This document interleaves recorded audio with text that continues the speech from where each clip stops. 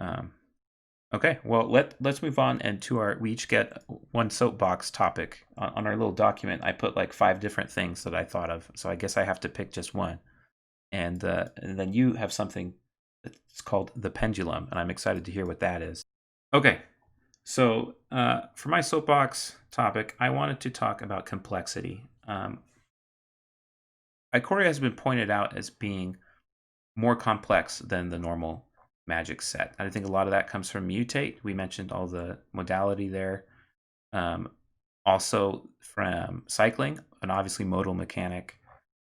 Um, Keyword counters leave a lot of onboard complexity. We kind of talked about the complexity of trying to scan a board and see what creatures have what, and all of these different keyword counters kind of making that difficult. And yet, this has produced a lot, some of the most unique decks and gameplay experiences that we've had in Magic Limited formats for a long time.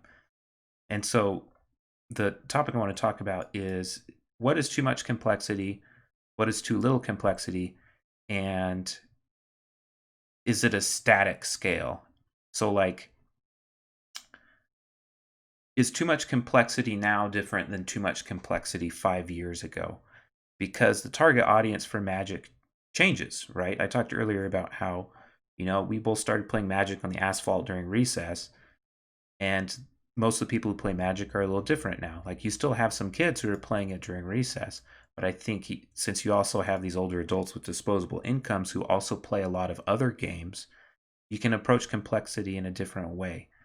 Um, Still having learned the same lessons, but I think New World Order is maybe showing its age a little bit because the sets that adhere most closely to New World Order, things like Theros Beyond Death, the Return to Ravnica sets, Ixalan, they're famously boring in actual gameplay, in my opinion, as far as lacking innovation and the play patterns just feeling too samey to the other Magic sets around them.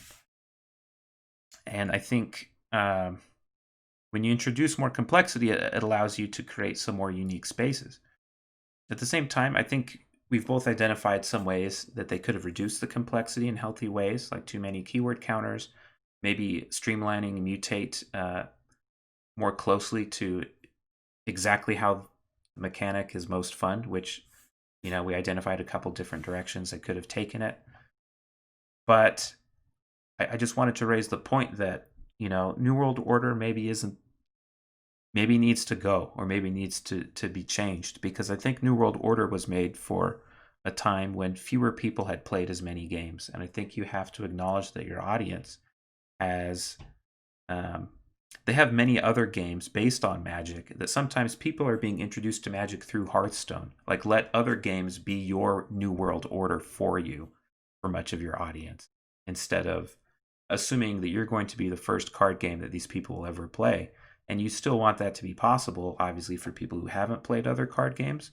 But I think, when a bigger share of your audience is used to uh, very similar play patterns and very similar mechanics from many other games, they're already mentally shortcutting a lot of the complexity. You can afford to push in directions like this, like they've done in Ikoria.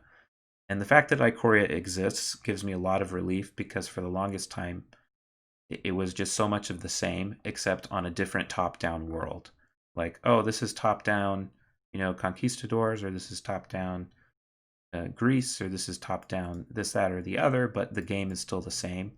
And, just moving the furniture around is not innovative enough. And I think Magic is in many ways defined by its innovation, not just from the design perspective, but also players innovating in how they create their decks, like encouraging innovation, encouraging players to be creative.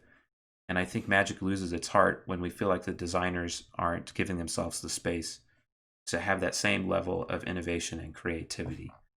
And I think that's a big part of what makes Ikoria feel great. I think giving designers space to make innovative mistakes like Companion is good. Uh, Obviously, mistakes by themselves aren't good, but I think the space that's kind of carved out for that is a healthy thing for Magic, and I'm glad that Ikoria went there. And so that is my soapbox. thing on complexity and magic. Mine is actually very similar and repeats a lot of the same themes. Oh, I'm So sorry. it used to be it's not exactly the same. I'm glad you talked about complexity in New World Order. And I've also, as someone who was a long time a very fierce defender of New World Order, and certainly on a card to card basis, I still end up telling people a lot like this card is too complicated. This Yeah, card shave has off too the much text edges. or Yeah. whatever. Like I am, as you well know, like very critical if they put more text on a card than I think needs to be there. But I also am a big fan of cards that do something interesting and unique and then allow the game to be more interesting because the pieces can click together in different ways. Hmm. What I will so in other words, I think they need more. I think the commons need to have more interesting text than like random trinket gain 3 life, random trinket whatever text, so that you can have these experiences and engines and whatnot. And I think that's sort of the kind of complexity that they need to lean into and reevaluate. Uh, and especially as you say, like if someone's interested at all in playing a card game now, they're definitely playing a card game because I mean, as you say, Hearthstone's out there, Eternal's out there. Like there's all of this plethora of digital card games and all of these kinds of things. It's no longer that you have to win someone over with an intro deck and very carefully make sure that they aren't upset that someone has doombladed their Sarah Angel and then they quit the game. Yeah. So, what I wanted to talk about is specifically this metaphor that Mark Rosewater used to always use about the idea that magic is sort of where magic is represented by this pendulum that's always swinging. And it used to be that whenever someone would email Mark and Hmm. talk about how, oh, I miss this thing, Mark would always say, like, oh, don't worry, it will be back. The pendulum is always swinging. We'll have times when there's lots of multicolor cards, or times when there's lots of artifacts, or times when removal is good, times when removal is bad, times when counter spells are good, times when card draw is good, or whatever. And just really making it so that if I play Magic now versus if I play Magic a year from now versus 2 years from now, that those experiences really feel different just for the sake of feeling different. I think it was Tom Lapilli who called this dancing just to dance. You specifically want Hmm. the like things to be different just for the sake of being different because that's what makes the game exciting. And so the further you push away from the sort of center of the pendulum, and as much as you keep pushing in different directions, that just makes the game feel exciting. And it felt to me for the past however many years like they'd given up on this idea and they'd gone to this idea of we're going to try and refine down to what is the formula for making the perfect magic set so that we can just do that 4 times a year. And they just sort of like nailed it to the center of like, okay, every set will have a removal spell that will cost 3. And like the set skeleton of like the commons and uncommons was just so identical set to set to set that it felt like, as you said, every set felt like it was Return to Ravnica. And so I'm really excited that Ikoria really does feel different. It really does feel like they push the pendulum really hard, and I'm hoping that they keep doing that. Yeah. Yeah, for sure. One interesting thing about Ikoria that I didn't bring up earlier is that Theros Beyond Death was moved up in the lineup because they wanted to do 2 sets of Throne of Eldraine, and then as they were designing, they realized, well, this is probably better as just 1 set, and so they moved up Theros Beyond Death, which probably rushed a lot of the time that they would have used to maybe explore a little more innovative space. You can look at our previous review to see what we thought of the lack of innovation in there and possibly some poor execution of what they did run with. But they had to throw Ikoria in out of nowhere. It was not in the 5-year plan. They suddenly had a spot where Theros had been, but had to be moved up. And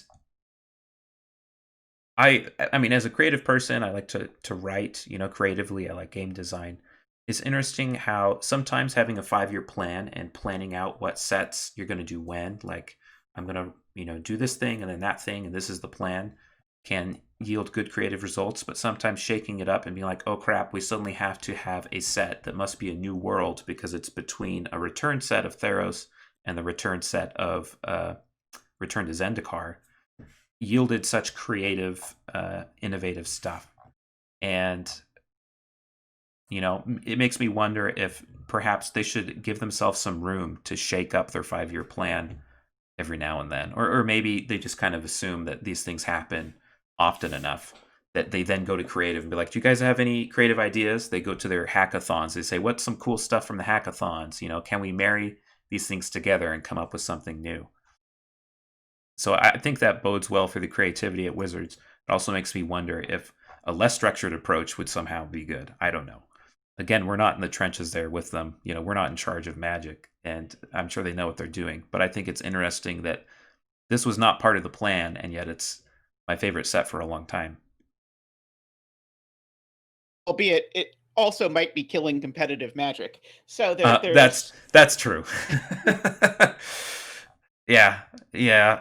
As game designers, we also have to be aware of when we're killing the competitive side of a game that relies so much on telling people you can make a 60 card deck out of this, but forget to mention also it has to have Loris.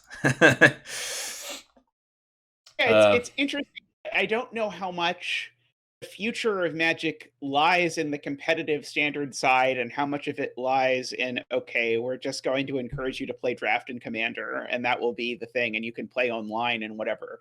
mhm. And of course I'm pretty sure they don't have any idea either. Uh I like think this they're year they're moving coming out. towards.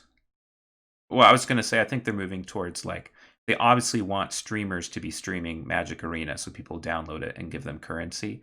And I think the streaming frontier of gaming generally, both video games and these increasingly digital only card games, I think a lot of developers have identified that as the future of gaming, where you don't even necessarily want lots of people playing the game. You want people watching someone else play it enough that they will then buy the game and spend a bunch of currency getting really nice card backs or whatever. But so it has to Yeah, be a good enough game that people want to stream it at the very least. and I definitely have seen a lot of people streaming Ikoria draft, so I think that's good. I think Yeah. Ikoria standard, I think basically no one has wanted to play for at least a while. I have not seen much of it since the bans. Maybe it is better. I don't know, but Yeah, probably true. Yeah, I need to they check it also out. banned what 4 cards or something. Banned 4 cards and changed the way a whole mechanic worked. So Yeah, they one effectively would hope that banned 10 companions and then some cards that people have been complaining about for a while, like fires and the stupid mind control ETB creature. But yeah.